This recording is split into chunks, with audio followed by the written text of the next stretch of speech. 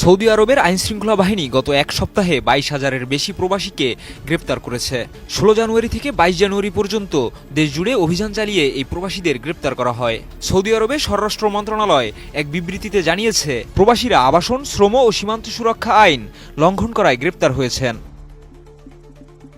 বিবৃতিতে বলা হয়, দেশব্যাপী চলমান অভিযানের অংশ হিসেবে 14,260 জন গ্রেপ্তার হয়েছেন আবাসন আইন লঙ্ঘনের জন্য, 4,954 জন সীমান্ত নিরাপত্তা আইন লঙ্ঘন করায় এবং 3,341 জন শ্রম আইন লঙ্ঘনের অভিযোগে। বিবৃতিতে বলা হয়, দেশব্যাপী চলমান অভিযানের অংশ হিসেবে 14,260 জন গ্রেপ্তার হয়েছেন আবাসন আইন লঙ্ঘনের জন্য, 4,954 জন সীমান্ত নিরাপত্তা আইন লঙ্ঘন করায় এবং 3,341 জন শ্রম আইন লঙ্ঘনের অভিযোগে। এছাড়া অবৈধভাবে সৌদি আরবে প্রবেশের চেষ্টা করার সময় 1,700 জনকে গ্রেপ্তার করা হয়েছে।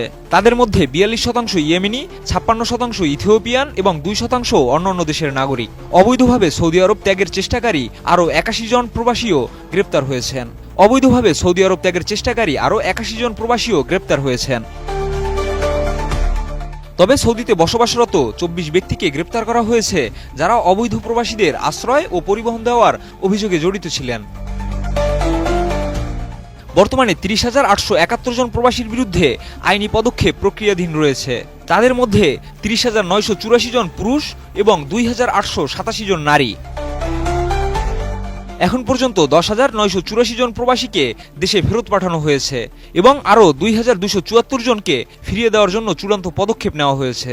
সৌদি আরবের স্বরাষ্ট্র মন্ত্রণালয় এ বিষয়ে বারবার সতর্ক করে জানিয়েছেন, অবৈধভাবে সৌদি আরবে প্রবেশ করলে বা থাকলে দণ্ডবিধি রয়েছে। সৌদি আরবে বর্তমান জনসংখ্যা প্রায় 3,48 লাখ, যেখানে লক্ষাধিক প্রবাসী শ্রমিক কর্মরত রয়েছেন। দেশটি নিয়মিতভাবেই অবৈধ প্রবাসীদের বিরুদ্ধে অভিযান চালিয়ে থাকে।